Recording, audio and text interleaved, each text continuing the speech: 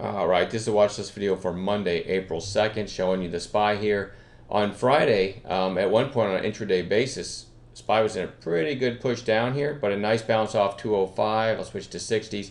So 205 is an area to watch going forward. It had, a nice area of support, and you can see a little bit of a bottoming tail now on the SPY, but we'll see, right? I don't put too much weight in stuff like that because we can wake up on Monday and you can have a huge gap up or down. So I'm an intraday trader. Just remember that when you see this list, I'm looking for stocks that can make me money, possibly if they give me the right setup on Monday. It's just that simple. I'm in cash every night. So OGXI, I'll tell you what, when the market does get weak, and if we are headed into, and there are some weak stocks out there, so if the market does get weak, the first thing to stop working are these low-priced ones. So you'll probably see fewer and fewer of these out of me, but I still want to watch OGXI. It was in a nice narrow range all day on Friday after a big two-day move. So we're going to keep an eye on that. If the market shows any strength, that one could rebound. LGCY, another low-priced oil play. This one's actually held up pretty well. It's kind of hanging out at the 200-day after a nice pop. But if oil can get going, this is kind of a fun one to look to because it on an intraday basis, I'll show you here, it can make some really nice percentage moves.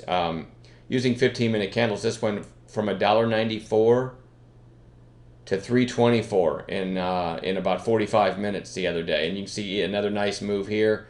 Now we're kind of on a quiet pullback, so it's worth keeping on a chart. GILD, 1, 2, 3, 4 red days and starting to get fast and volume to the downside. Might find support at some of these lows right here. Put a horizontal line there for Monday to just give me a quick visual. It's got some support right there, so I want to watch that for a potential bounce. I'll only take it if it gives me an intraday setup. United Airlines is getting close to these recent lows. When I say recent, I mean January and February. And it's just been straight down. So this is a great area. If we get one more push down, we might get an intraday turn on UAL. Another airline, SAVE. We had on bounce watch for Friday. It never gave an entry according to the setups we look for, but it's kind of finding equilibrium here after, again, about what, 7-8 sessions ago, this was $53, and now it's 43, so it's lost about 10 bucks, and closed about where it opened. So potential bounce there. Again, with the airlines bounce, SAVE is a good one to look to. STX, now this is a pretty ugly chart. Let me go to the weekly just to show you how far back we have to go to find any price action below, below where we are now.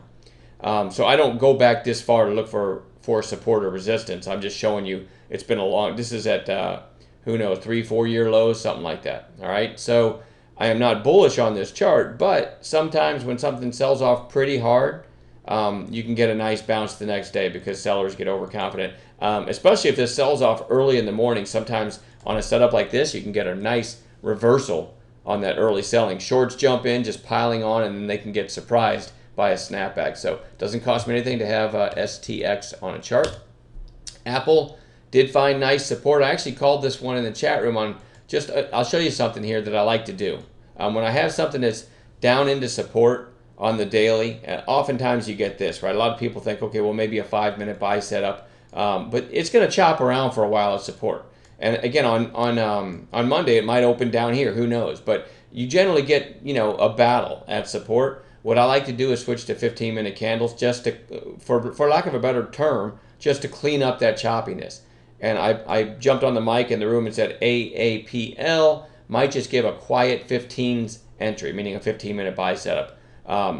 Before it looked like this, all right, because it was in that chopping around mode on 5s I just showed you. So the 15-minute buy setup is if it breaks this candle, 92, 94, which it did right here, and got a decent pop all the way up over 94 at one point, and it never did revisit the lows of the day. So that was a tradable setup on Friday. They gave a decent little trade, and I have it on long watch for Monday because if it doesn't take out these lows, buyers might step in on Apple. And again, I'm just looking for, I'm not investing, I'm looking for a one-day trade. PRGN. Now this one is just insane. I mean, it made the range on Thursday was 28 cents to $2.66, then gapped up on Friday, closed red. I'm not surprised. But this is one, when you get that kind of a move, you got to keep this on watch for the next week or so. I'm going to keep this on my charts all week, all right? I'd like to see it come in another day, and then we might get a big bounce the following day. So keep PRGN on watch. And then lastly, I'm going to put TRUE on watch, which had a big volume spike on Friday. News, I guess they're back with AutoNation, and a while back they broke up or whatever, however you want to word it.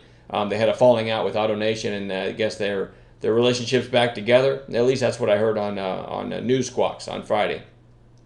It gave back a lot of its early run. Look how powerful this move was. Look at that. These are 5-minute candles. This has been 10 minutes. The thing just ripped before settling in. So that's just one you want to keep on watch next week. Maybe you get a red to green and another kind of high intensity move. So we'll keep that one on watch as well. We're going to work together in the chat room on Monday morning, putting together a pre-market gap playlist to trade as well. And as always, throughout the day, we'll be looking for intraday setups as our scanners find things as well. All right, so I'm going to leave it at that. Enjoy the rest of your weekend.